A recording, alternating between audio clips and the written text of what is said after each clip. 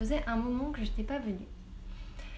Alors aujourd'hui, j'avais envie de vous parler, de répondre surtout à une question que tout le monde pose, enfin que tout le monde me pose. C'est quoi l'énergie? Et c'est vrai que durant les différents ateliers que j'ai fait pour Moving Yoga, enfin que je fais pour Moving Yoga, c'est vraiment la question récurrente. Et ce besoin de comprendre, de savoir un peu mieux comment ça fonctionne, même si c'est vrai que dans mon approche, il n'y a pas vraiment de théorie, hein, puisque ce que je vous transmets à chaque fois, c'est mon expérience et ce que j'ai pu en constater, ce que j'ai pu conclure en fait de mon expérience.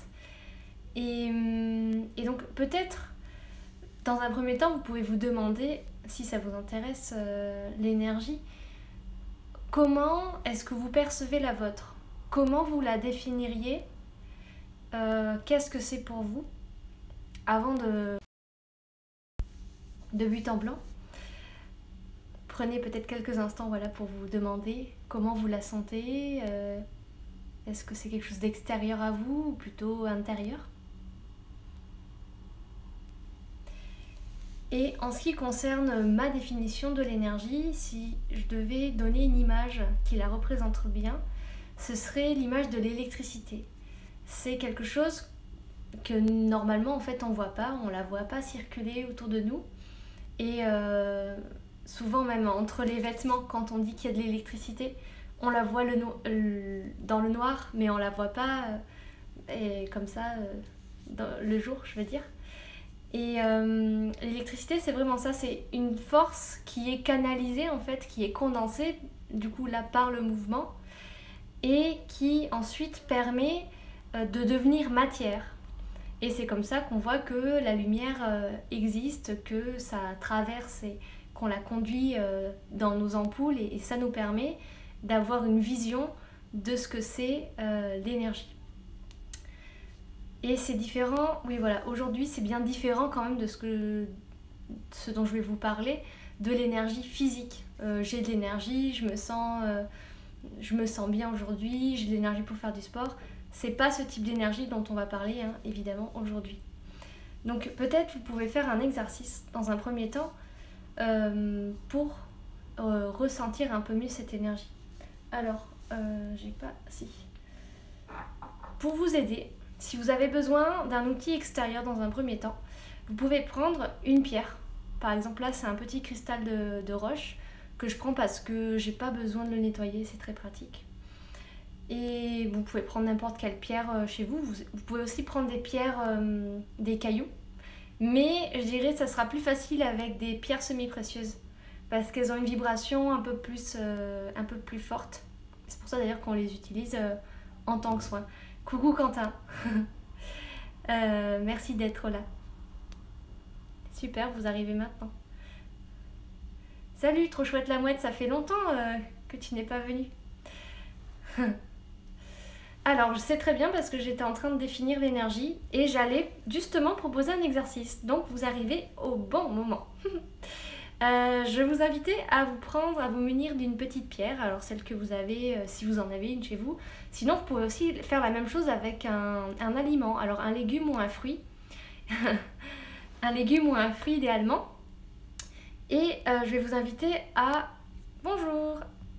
Je vais vous inviter à fermer les yeux pendant quelques instants, surtout que c'est la fin de la journée, alors, et si vous n'avez pas encore médité, prenez quelques instants pour vraiment tout relâcher de cette journée. Alors vous pouvez accompagner ce relâchement avec la respiration, peut-être par la bouche ou simplement par le nez.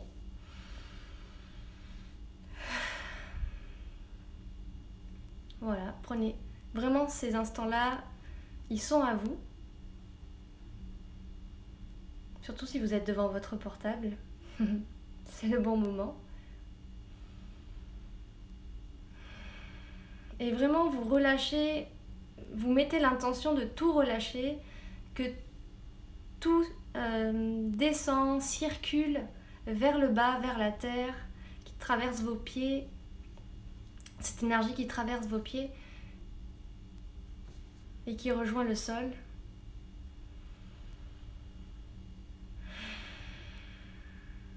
Tout ce que vous avez vécu aujourd'hui, les émotions qui vous ont traversé, je vous invite à vraiment les déposer dans cet espace, aujourd'hui, sans jugement, sans intention, juste on se relâche avant de faire cet exercice.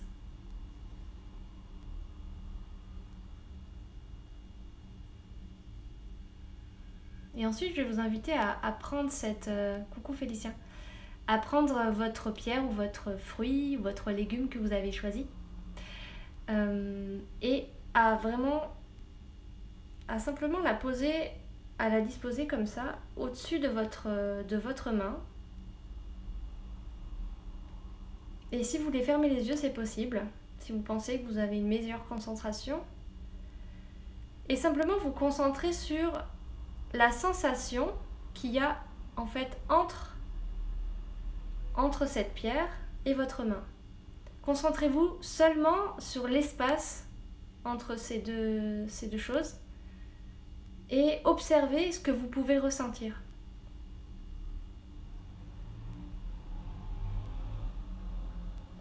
Vous n'avez pas besoin, là encore, de mettre l'intention et la volonté de ressentir quelque chose. Ça se fait naturellement. Et si vous ne sentez rien,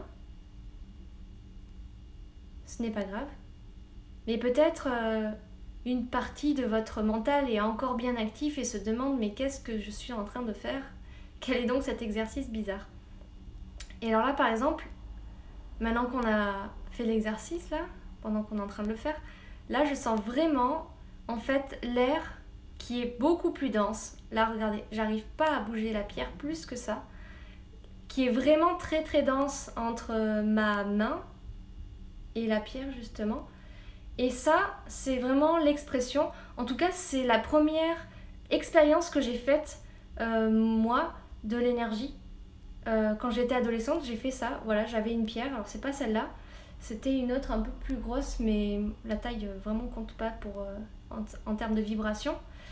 Et c'est comme ça que j'ai un petit peu découvert ce que c'était l'énergie, en tout cas extérieure à moi-même. Et donc là, si vous voulez, on peut essayer sans la pierre et vous prenez votre main. Et c'est là où vous prenez quelques instants pour vous rajuster. Et voilà, là c'est pareil. Vous pouvez faire quelques petits mouvements, que ce soit avec la main ou avec la pierre, pour sentir vraiment la densité qui est présente. Vous pouvez aussi le faire un peu plus large et voir jusqu'où ça va et jusqu'où vous sentez cette vibration. Et vous pouvez également le faire autour d'une plante, autour d'un animal. La plante, c'est peut-être plus facile parce qu'elle ne va pas forcément bouger. Vous pouvez aussi le faire avec vos fruits, vos légumes. Et peut-être observer la différence qu'il peut y avoir selon là où vous l'avez acheté. Peut-être qu'elle vibrera plus fort si elle vient d'un marché et ce sera cultivé par un producteur local, ou peut-être elle vibrera moins fort si elle vient d'un magasin où c'est produit en industrie. Amusez-vous comme ça à faire ces expériences-là, et notamment si avec vos proches peut-être, ça vous engage à rien, ça va pas faire ça va pas faire circuler des mauvaises choses, c'est simplement voilà, vous amuser à sentir, moi par exemple là je le sens, à sentir l'énergie qu'il y a autour, voilà, sans besoin de contact physique. C'est vraiment intéressant. Et en fait c'est cette énergie là que par exemple j'utilise dans les soins à distance et qui nous relie tous. C'est pour ça qu'on peut toujours la sentir, même à distance. C'est dans l'air et il n'y a pas de limite en fait à cette énergie-là. Alors attends, il y a déjà des questions. Oh, je ressens du magnétisme et de la chaleur. Eh ben c'est bien, alors c'est Fang je crois. Trop chouette la mouette. Après, bon, le mot magnétisme, c'est vrai que je fais attention un petit peu à ce mot-là parce qu'on c'est comme énergie. D'ailleurs, les mots ne me conviennent pas forcément parce qu'ils veulent dire tout un tas de choses et c'est pas bien précis en fait. Mais si c'est de la chaleur, en effet, ça peut aussi se ressentir comme ça. Il y a également des gens qui parlent de picotement, comme des fourmis un petit peu dans les mains. Bah, en fait, là, comme l'idée, c'est d'expérimenter Félicien, qu'est-ce que c'est l'énergie et comment ça fonctionne. C'est peut-être mieux d'avoir un truc physique, mais en ce qui te concerne, disons que t'as peut-être pas besoin de faire l'exercice. Voilà, donc ça c'était un petit exercice que vous pouvez faire ensuite de manière récurrente autant de fois que vous le voudrez. Et d'ailleurs ne vous arrêtez pas à la simple sensation, et surtout si vous n'en avez pas eu et que vous êtes un peu déçu ou frustré, n'hésitez pas à renouveler en fait cet exercice parce que ça peut toujours changer.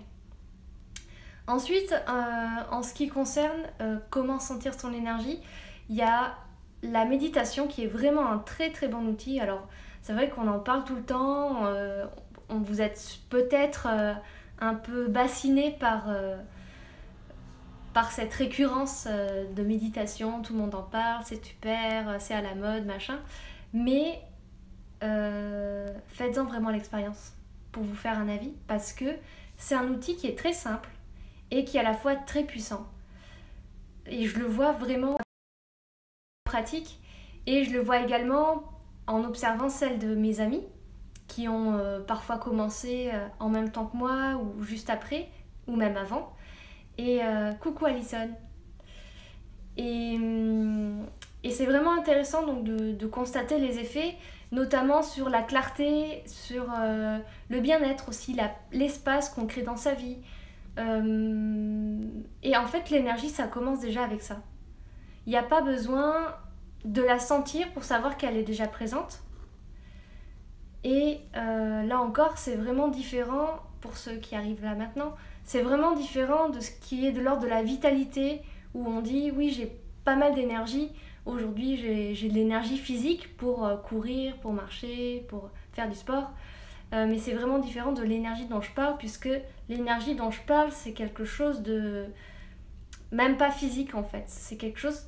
C'est la vie en fait, voilà, c'est ça. C'est ce qui est là, c'est la présence, c'est l'être, c'est tout simplement en fait. Ça c'est je crois la meilleure définition. Ensuite, comment sentir mon énergie ? Il y a également... Attendez, je relis quelques trucs que j'ai écrits. En fait, on peut le voir souvent, l'énergie, quand on se sent fatigué, parce que c'est aussi quand même lié à ça.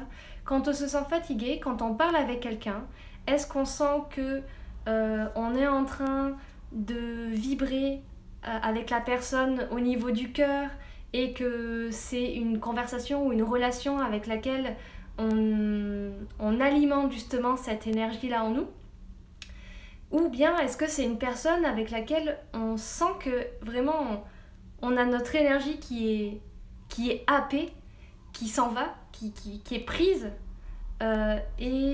et bien souvent on est fatigué après ce genre de conversation, même par téléphone hein, d'ailleurs vous pouvez remarquer que c'est aussi efficace. Et là vous pouvez vraiment faire l'observation à quel point là encore c'est une question d'énergie. Et je dirais comment sentir son énergie. Déjà, si vous faites le tri dans vos relations, ou si le tri se fait naturellement, il n'y a pas besoin de... Coucou Noémie. Il n'y a pas besoin de mettre de la volonté là-dessus, mais vous pouvez voir la différence quand vous avez une relation avec laquelle finalement vous vous épanouissiez pas forcément, ou même amicale, hein, je parle pas forcément de deux couples. Quelqu'un que vous repoussez un peu, dont vous mettez du temps à recontacter, ou que vous ne recontactez pas parce que vous sentez au fond de vous qu'en fait elle vous prend plus d'énergie qu'elle ne vous en donne. Alors l'idée c'est pas juste si, en fait c'est même ça, de s'entourer de personnes qui vont venir alimenter votre énergie comme vous alimentez la leur. Parce que peut-être que vous faites partie des gens qui prennent d'énergie à d'autres personnes, et même vous pouvez en faire l'expérience. Il y a des moments où en fait vous switchez de l'un à l'autre, c'est-à-dire qu'il y a des moments où vous allez être la personne qui donne de l'énergie qui alimente cette énergie dans la relation, dans la conversation. Et parfois, vous allez être la personne qui va mettre toute son énergie dehors et qui du coup va vraiment happer aussi celle de la personne en face ou à laquelle vous discutez. Donc c'est assez intéressant à faire. En tout cas, c'est une expérience que je fais quand je suis au téléphone par exemple avec ma mère. Et il y a parfois des moments où je sens que waouh, là elle me prend de l'énergie. Et donc qu'est-ce que je fais à ce moment-là? Hop, je prends de la distance, pas forcément physique puisque je suis au téléphone, mais c'est comme si je faisais ça, juste avec l'intention, et vraiment je visualise ma bulle, un peu de protection je dirais, c'est pas négatif, hein, c'est juste, je protège mon énergie, je me mets un peu à distance, et comme ça, je m'éloigne un peu de cette source d'énergie qui pourrait venir me vampiriser, ouais, c'est ça. Voilà, c'est ça. Mais après, ma vampire, c'est... Il y a des gens qui sont vraiment des vampires énergétiques, tout le temps. Mais je pense qu'on peut l'être aussi sans faire exprès. Et c'est pas pour autant qu'on est des vampires énergétiques, quoi. Voilà. Attention avec cette appellation. Je laisserai cette vidéo sur mon IGTV. Donc pour celles et ceux qui n'ont pas fait l'exercice au début, ça peut être intéressant. Noémie, je sais pas si ça t'intéresse. Peut-être de le faire. Alison aussi, ça serait curieux. J'aimerais bien avoir ton retour. Donc voilà, je le mettrai sur mon IGTV, comme ça vous pourrez faire l'exercice si jamais ça vous tente. Ensuite, comment sentir mon énergie? Eh bien, simplement, vous allez dans la forêt. Vous allez dans la forêt, vous allez dans la nature, auprès de la mer par exemple, la forêt, la montagne, tous ces endroits naturels. Ça va vous faire en fait ressentir votre énergie de manière amplifiée. Et d'ailleurs on le voit, vous vous sentez beaucoup plus apaisé, ça circule davantage d'ailleurs puisque vous êtes à l'extérieur, vous êtes au contact de ce qui vous nourrit le plus en fait dans la vie, c'est-à-dire la nature. Et quoi d'autre? Est-ce que vous avez des questions par rapport à cette énergie? Qu'est-ce qu'il y a, Quentin? Pourquoi tu rigoles? Dans l'énergie, il y a l'énergie de la forêt. Oui. Parce que j'ai dit ça, c'est ça. Bon, je sais pas si c'est parce que j'ai dit ça ou pas, Quentin. Mais bon, voilà. Il y a également, quand vous mangez davantage de végétal, en fait, vous amplifiez votre énergie, et vous pouvez en faire vraiment l'observer quand vous méditez régulièrement, parce que l'alimentation que vous avez a une incidence sur votre vibration, je dirais, votre capacité à vibrer, et notamment si vous du coup pratiquez la méditation tous les jours, vous pouvez observer une différence selon ce que vous avez mangé avant ou selon ce que vous mangez de manière générale dans la semaine, si ça vous convient ou pas, et comment en fait vous arrivez à prendre de l'espace à l'intérieur de vous et comment vous arrivez à avoir une clarté au niveau de votre esprit, de votre vision. Et c'est vraiment intéressant. Oui, la vibration est partout, oui, en effet. C'est vraiment intéressant à faire comme expérience. Notamment, ce qu'on dit, c'est que les produits animaux, je dis pas qu'il faut pas en manger, hein, mais les produits animaux, ils ont tendance à vraiment nous ancrer, à nous ramener à la terre, notamment tout ce qui est viande, hein, de toute façon, plus que par exemple si c'était des œufs. Tandis que les végétaux, ils ont plutôt tendance à vraiment nous... comme c'est plus léger aussi, de toute façon, ça laisse plus de place à l'énergie, à la vibration. Et même parfois, on a besoin de manger de la viande, pour vous dire, parce qu'on se sent trop perché, en fait, trop monté. Et parfois, on a besoin d'ancrage. Et quand c'est vraiment très fort... ça peut être salutaire vraiment de manger de la viande, ça peut vous aider. Même si, vraiment, selon moi, l'ancrage, ça se travaille, hein, c'est comme l'énergie, si vous voulez la ressentir, faites-en l'exercice tous les jours, hein, tout simplement, parce que bien souvent, ce qui va vous empêcher en fait de la sentir, c'est votre mental et la croyance que vous avez que ça n'existe pas, la croyance que vous avez que vous ne pouvez pas la sentir, et c'est uniquement ça. C'est pour ça qu'il est question aussi de confiance en vous, et c'est un excellent moyen de l'exercer, puisque ça réside qu'en ça. Simplement l'espace que vous créez et la confiance que vous avez en l'espace que vous avez créé. C'est tout. Et voilà. C'est vraiment très simple en fait. Hein. J'ai pas en fait 10 000 choses à dire sur ce sujet-là. D'ailleurs, ça va pas durer très très longtemps comme live, mais voilà. Je relis mes petites notes.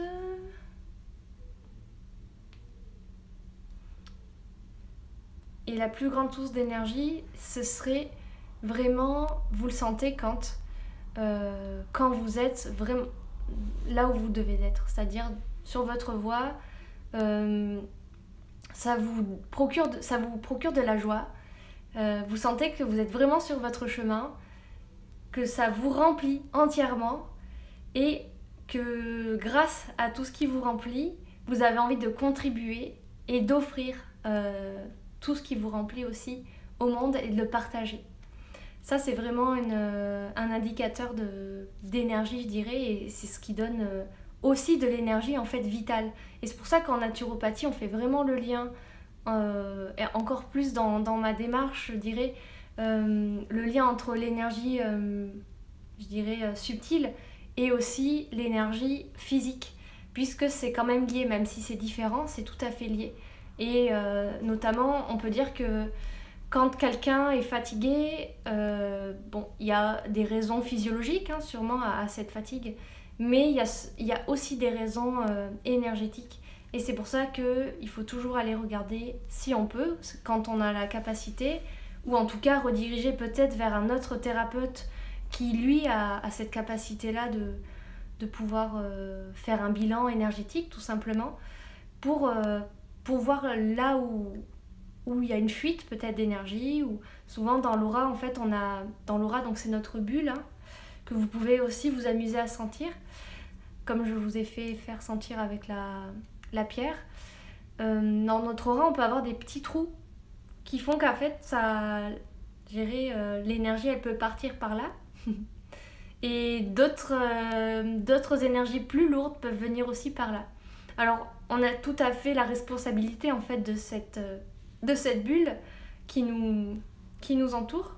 Et c'est là où, je dirais, en premier lieu, il y a la confiance à reprendre et aussi la responsabilité de cette énergie.